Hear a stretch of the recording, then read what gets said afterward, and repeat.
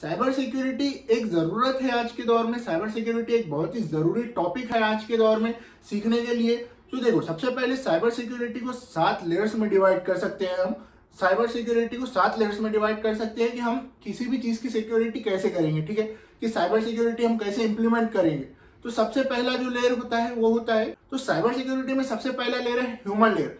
Human layer, अब human layer क्या है? ह्यूमन लेयर में हम देख सकते हैं कि देखो, अगर अब मैं हूं या आप हो, हम जो इंसान हैं, अब हम किसी भी चीज को बिना देखे, पहले तो ये बहुत होता था, अभी तो थोड़ा अवेयरनेस आ गया है इसलिए अभी ये कम हो गया है, लेकिन पहले बहुत ज्यादा होता था कि किसी भी चीज को हम बिना देखे कर देते थे। कोई भी चीज कहीं भी चले जाते थे, लिंक ओपन कर देते थे, कुछ भी कर देते थे। अभी बहुत सारे लोगों को लैक ऑफ नॉलेज की वजह से ये सब चीजें होती है ना। तो यही है सबसे पहला लेयर, कि जो लोग हैं, जो ह्यूमंस है, उनको हम अवेयर करें, उनको हम सिखाए, वो सीखे और सिखाए, दूसरों को सिखाए, हम सीखे, हम दूसरों को सिखाए। ये सब चीजें हैं, ठीक है। तो ये है पहला साइबर सिक्योरिटी का पहला लेयर, ह्यूमन लेयर, ठीक है। तो हमने साइबर सिक्योरिटी को, बहुत सारी चीजें होती है साइबर सिक्योरिटी में, लेकिन ये मेन लेयर से 7 लेयर में हम उसको डिवाइड कर सकते हैं।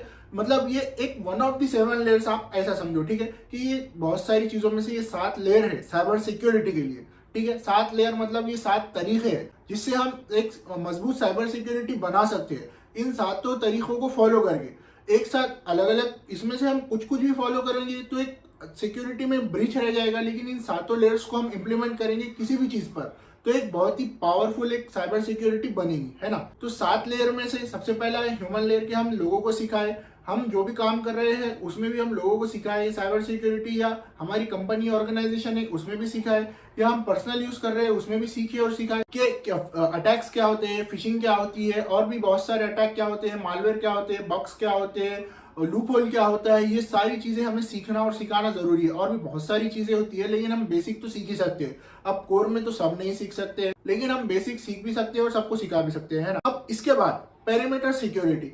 देखो, अब मैं आपको ये लेयर्स जो है वो एक इजी फॉर्म में समझा दे रहा हूँ, लेकिन इसके बाद हम हर लेयर पर एक डेडिकेटेड वीडियो भी बनाने की कोशिश करेंगे, और मैं भी बनाएंगे। तो आप कमेंट कर देना और मुझे याद दिला देना कि वीडियो बनाना है, और हो सकता है कि हमने बना दी हो, डिस्क्रिप्शन बॉक्स में भी लिंक हो। सेकंड लेयर है पेरीमीटर सिक्योरिटी लेयर। देखो, अब ये लेयर्स जो है, ये मैं दिल से नहीं बोल रहा हूँ, ये एक साइबर सिक्योरिटी सब्जेक्ट के प्रोटोकॉल की तहत ये 7 लेयर डिवाइड किए गए हैं, ठीक है। और ये इंपॉर्टेंट है और ये यूजफुल है, इसीलिए मैं आप लोगों तक पहुंचा रहा हूँ, ठीक है। अगर इंपॉर्टेंट और यूजफुल नहीं होते तो मैं भी इन पर ध्यान नहीं देता, लेकिन ये इंपॉर्टेंट है और यूजफुल ये, और ये ऑफिशियली साइबर सिक्योरिटी के पैरामीटर्स में आते हैं, ठीक है। आप इंटरनेट पर जाकर सर्च करोगे 7 लेयर्स ऑफ साइबर सिक्योरिटी, उसमें आपको ये मिल जाएगा, लेकिन आपको ये इलेबोरेटेड नहीं मिलेगा, आपको बस ऊपर ऊपर से मिल जाएगा। हम जो देख रहे हैं अभी वो इलेबोरेटेड देख रहे हैं, ठीक। और इलेबोरेटेड के अलावा ये इजी फॉर्म में है, मैं आपको ऐसे समझा रहा हूँ जैसे कि इजीली समझ आ जाए। आप अगर इंटरनेट पर देखोगे तो आपको वो टेक्निकल भाषा में मिलेगा, मैं भी समझ में आया, मैं भी नहीं समझ में आया, ठीक है, इसलिए ये देख लो। तो इसके बाद पेरीमीटर लेयर। पेरीमीटर लेयर में क्या होता है? देखो, हम कंप्यूटर जब भी ऑन करते हैं, हमारा कंप्यूटर हो, मोबाइल हो, कुछ भी हो, तो उसमें जो भी हमारा इनपुट आ रहा है, हमारा जो इंटरनेट से डाउनलोड आ रहा है, ठीक है, एक होता है अपलोड, एक होता है डाउनलोड, इसी पे हमारा पूरा इंटरनेट काम करता है। तो जो हमारा डाउनलोड आ रहा है, जो हम मोबाइल में कोई भी समझो वेबसाइट से कुछ डाउनलोड कर रहे हैं या कुछ हो रहा है, तो ये जो भी आ रहा है, तो ये डाउनलोड जो आ रहा है ये वेबसाइट से आता है। तो ये वेबसाइट से आते वक्त हमारे कंप्यूटर, हमारे मोबाइल में एक लेयर लगा हुआ होता है जिसे कहते हैं हम फायरवॉल। फायरवॉल को हम ओवरराइड कर सकते हैं।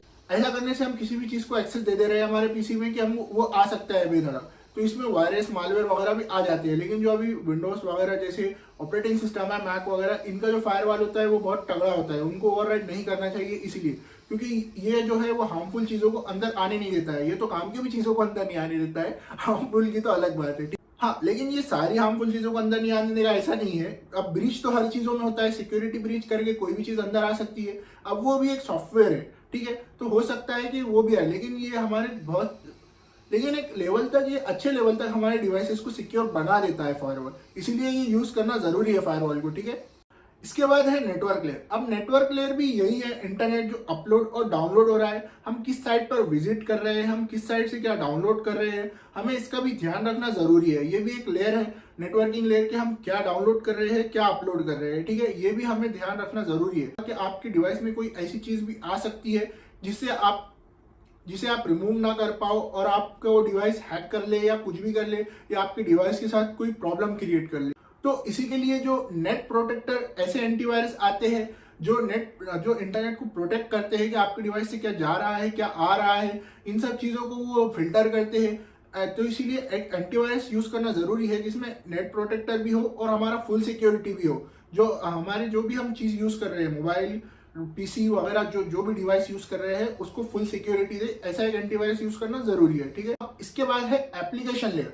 एप्लीकेशन लेयर क्या है? हम जो भी सॉफ्टवेयर एप्लीकेशन वगैरह यूज कर रहे हैं वो सिक्योर होना जरूरी है। ठीक है, अब हमारा कोई सॉफ्टवेयर है, कोई एप्लीकेशन है, वो मैलिशियस है या वो क्रैक है, मैक्सिमम क्रैक जो होते हैं वो मैलिशियस होते हैं, या फिर उसमें ऐसी कोई चीज है जो आपका डेटा आपके डिवाइस से बाहर भेज रहा है, चोरी कर रहा है। सीधी बात चोरी है वो, क्योंकि कोई भी चीज फ्री तो नहीं मिलेगी। ठीक है, कुछ में होता है कुछ में नहीं होता है, जरूरी नहीं है सब कर रहे हो, लेकिन कुछ में होता है कुछ में नहीं होता है। ठीक है, तो मैलिशियस है। अगर आपको सही तरीके से क्रैक सॉफ्टवेयर यूज करना आता है तो आप बच सकते हो इन चीजों से। भले ही वो आपका डेटा बाहर भेज रहा है, आप उससे बच सकते हो। ठीक है, लेकिन आपको सही तरीके से यूज करना आना चाहिए। अगर आपको चाहिए कि आप क्रैक सॉफ्टवेयर सही तरीके से यूज कैसे करें, उस पर भी हम एक वीडियो बनाए तो आप कमेंट करना, हम उस पर भी बनाएंगे। ठीक है, तो ये है एप्लीकेशन लेयर के हम हमारे जो सॉफ्टवेयर है उनको सिक्योर रखिए, उनका सिक्योर होना भी जरूरी है।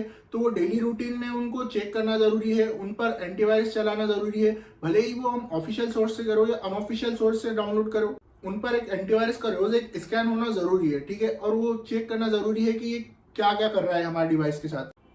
जो भी बिना वजह की परमिशन है उन सब का भी डिसेबल होना जरूरी है। ठीक है, अब इसके बाद होता है एंड पॉइंट सिक्योरिटी लेयर। ठीक है, एंड पॉइंट सिक्योरिटी लेयर क्या होता है? इसमें क्या होता है, देखो, जो एंड डिवाइस है, मतलब अब हमारा जो नेटवर्क है इंटरनेट, उसमें हमारा जो फोन है वो एंड डिवाइस है। अगर आप इससे हॉटस्पॉट आगे दे रहे हो या इसको एक्सेस पॉइंट बना रहे हो तो ये और आगे बढ़ेगा। ठीक है, अब आप मान लो कि आपने घर में आपने वाईफाई लगाया है, वाईफाई के आगे आपने एक और डिवाइस लगाया है जो एक्सेस पॉइंट का काम कर रहा है, या आपका वाईफाई भी एक एक्सेस पॉइंट ही है एक कंपनी के लिए। ठीक है, तो उसका सिक्योर होना भी जरूरी है। कैसे? वो कंपनी सिक्योर करेंगी, जो भी वो डेटा भेज रही है वो आपके डिवाइस तक ही पहुंचे, किसी और के डिवाइस तक नहीं पहुंचे, क्योंकि हजारों लाखों करोड़ों भी हो सकते हैं डिवाइसेस कनेक्टेड एक ही नेटवर्क पे, क्योंकि एक ही नेटवर्क है, वो एक ही लाइन आ रही है जो कि अलग अलग जगह डिस्ट्रीब्यूट हो रही है। ठीक है, इंटरनेट ऐसे ही होता है।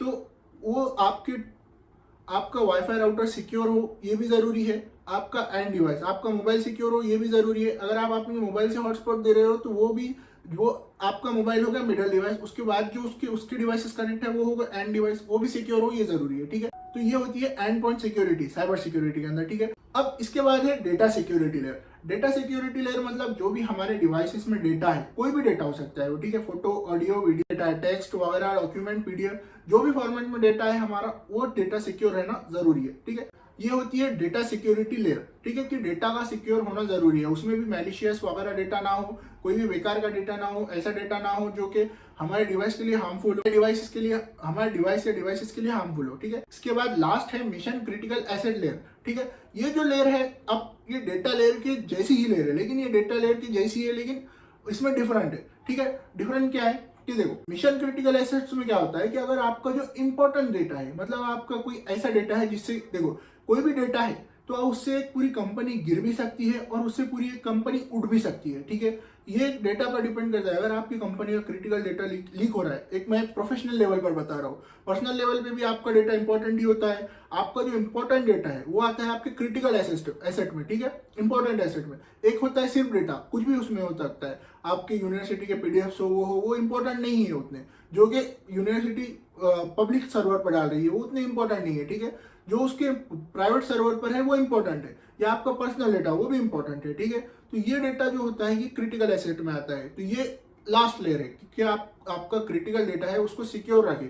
अगर आप उसको सिक्योर नहीं रखोगे तो आपका तो फिर कुछ भी फायदा नहीं होगा, कि इतने सारे आपके ऊपर के 6 लेयर लगाकर आपको कुछ फायदा ही नहीं है। ठीक है, फिर आप लगा क्यों रहे हो लेयर?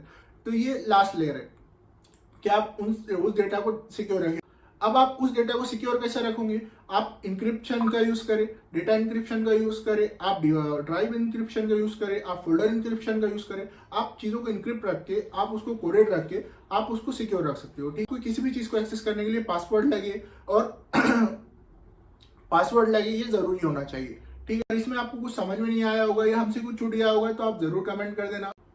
होप सो आप लोगों को वीडियो पसंद आया होगा। ठीक है, मिलते हैं अगली वीडियो में, तब तक के लिए stay angry, stay safe. Okay, bye.